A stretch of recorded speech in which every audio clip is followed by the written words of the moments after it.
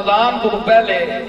الصلاۃ والسلام علیکہ یا رسول اللہ آخنا کوئی فرض تو نہیں کہ سانو حضور نے فرمایا ہوئے کہ تسی ضرور آخیا کرو الصلاۃ والسلام علیکہ یا رسول اللہ، مگر ہوں ضروری آخیا کرنا یہ کوئی ضروری نہیں،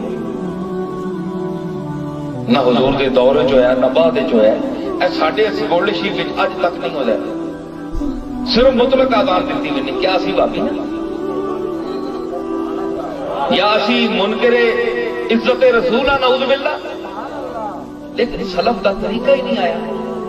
حضرت پیر مہر علی شاہ صاحب جامع المعقول والمنقول ہے، انہاں سلف صالحین کا وہ ایک پرانا طریقہ رکھا، صرف آزان نماز تو بعد تسی صلاۃ و سلام پڑھنے ہو، اے اٹھ کے سلام پڑھتے ہو، یہ کوئی ضروری تو نہیں کہ تسی سلام پڑھو۔ ہوں یہی گل کہ ہوں بڑے حیران ہوئے سن بعد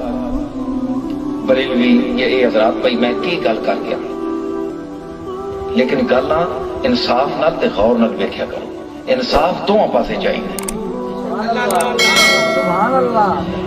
چڑ نال پڑھنا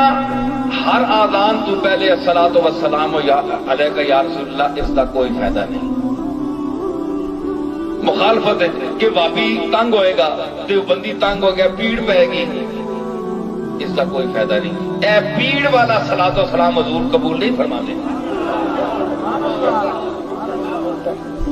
سمجھ آئی؟ تے ہونے بنا اللہ فرمایا ان اللہ و ملائکتہ یصلون علی النبی۔ اگر توجہ چاہو، میں کسی مطلب کی نمائندگی نہیں کر رہا، میں اہل سنت والجماعت امام ابو حنیفہ تو دور تو پہلے جڑا ایک کاروان چلیا میں اس کی ترجمانی کر رہا۔ یہ مسلک تو ہوں پیدا ہوئے نا، یہ 50-60 سال دے اندر دی پیداوار ہے، انہاں دی عمر بڑی تھوڑی ہے۔ میں طویل العمر نگارے عقیدہ نگارے عقائد طویل العمر بڑا بڈھا ہے بابا عقیدیاں دا جس کی میں گل کر رہا، ایک کیڑا ہے بابا عقیدتاں والا عقائد والا، ایک اہل سنت والجماعت کا جڑا بابا ہے نا، اس کی بڑی لمبی عمر ہے۔